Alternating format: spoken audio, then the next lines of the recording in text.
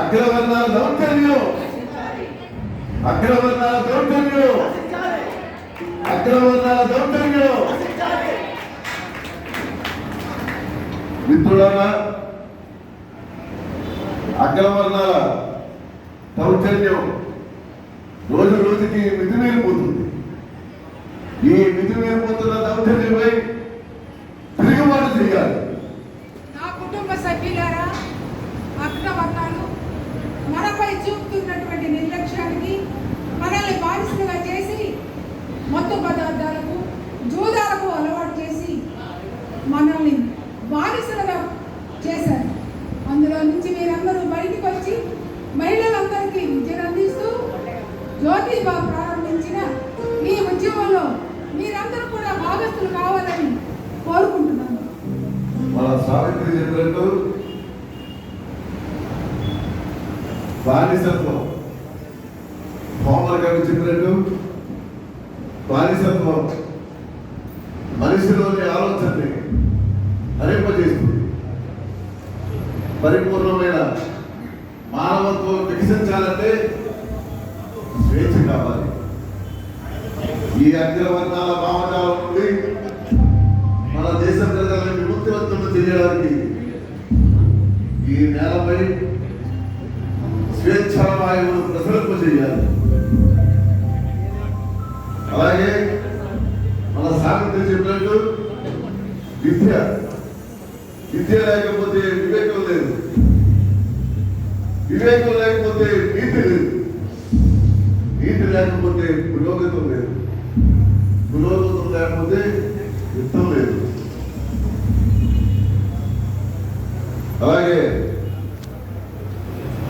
మత్తుపాలి గారు, మన వాళ్ళంతా మద్యపానానికి బానిసలైపోతున్నారు. మనం మద్యపానానికి వ్యతిరేకంగా ఒక ఉద్యమాన్ని చేపట్టాలి. ఇలాంటివి ఎన్నెన్నో మన సమస్యలు ఉన్నాయి. మిత్రులారా, కలిసి రావాలి, కలిసి రండి. మిత్రులారా, ఎన్నో తరాల తరబడి మనం సాంఘిక మోసాలు, దోపిడీలు తోడే ఉన్నాయి. వీటిని బద్దలు కొట్టడం మన లక్ష్యం.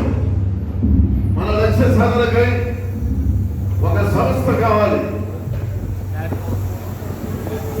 చీకటిని వెలుగుతూనూ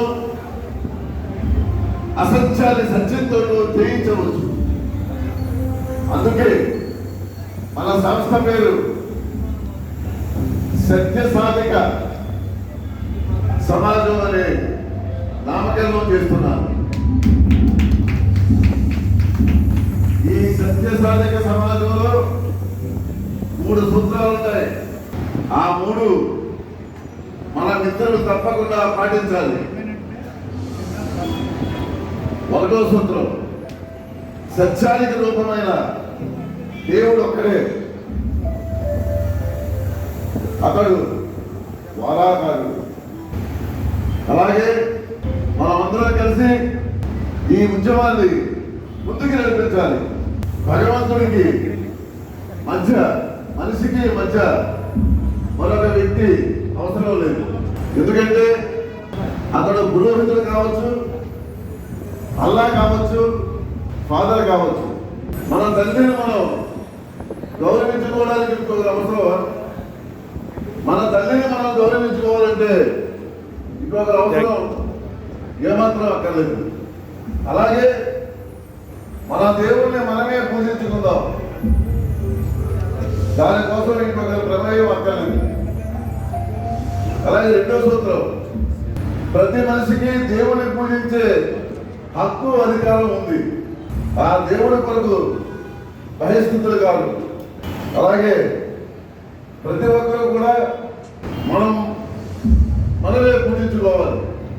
అయితే 3వ సూత్రం, ప్రతి మనిషికి భగవంతుని పూజించే హక్కు, అధికారాలు ఉన్నాయి. ఈ భూమి మీద పుట్టిన ప్రతి మనిషి కూడా కులంతోనూ గోత్రంతోనూ గొప్పవాడు కాదు. ఒక్క ఆ వ్యక్తి గుణం వల్ల మాత్రమే గొప్పవాడు కాగలడు. మీకు శుభవార్త. ఏమిటి? మన ఊరి మున్సిపాలిటీ నుంచి నన్ను సభ్యులుగా నియమించారు. అలాగా? నాకు చాలా సంతోషంగా ఉంది. అయితే ఇది 6 ఏళ్ళు వరకు ఉంటుంది ఈ పదవి కాలం. అలాగా? అయితే మాకే కాక మనందరికీ ఈ శుభవార్త ఇదిగోండి ఇక్కడ. అయితే మిత్రులారా, మన మున్సిపాలిటీలో ప్రభుత్వం నన్ను సభ్యుడిగా ఎన్నిక జరిగింది. ఇక నుంచి మనం అధికారికంగా ప్రతి విషయంలో కూడా ముందుకెళ్ళవచ్చు. అలాగే బ్రిటిష్ అధికారులకు ఒక విన్నపం. ఈ మధ్య మీరు కొన్ని ఏరియాలో సమావేశాలు ఏర్పాటు చేశారన్న.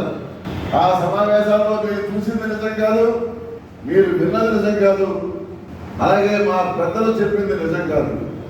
మా పెద్దలు ధరించిన దుస్తులు కానీ ఆభరణాలు చూసి మీరు మా భారతీయులంతా ఇలాగే సంపదలతో తొలదూగుతున్నారని భ్రమించకండి.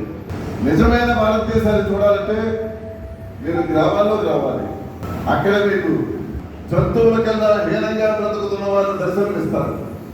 ఆకలి చెప్పుకోలేక గాలిని మింగుతున్నారు.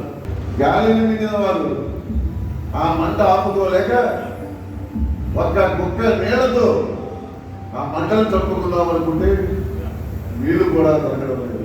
గత్యంతరం లేక మట్టిని మింగుతున్నారు. మట్టిని మింగిన శరీరం భూమిలోకి, ప్రాణం ఆకాశంలోకి పోతున్నాయి. కనుక పాలకులారా, గ్రామాల్లోకి వచ్చి దయనీయమైన ఆ దుస్థితిని చూసి గమనించవలసిందిగా కోరుతున్నారు.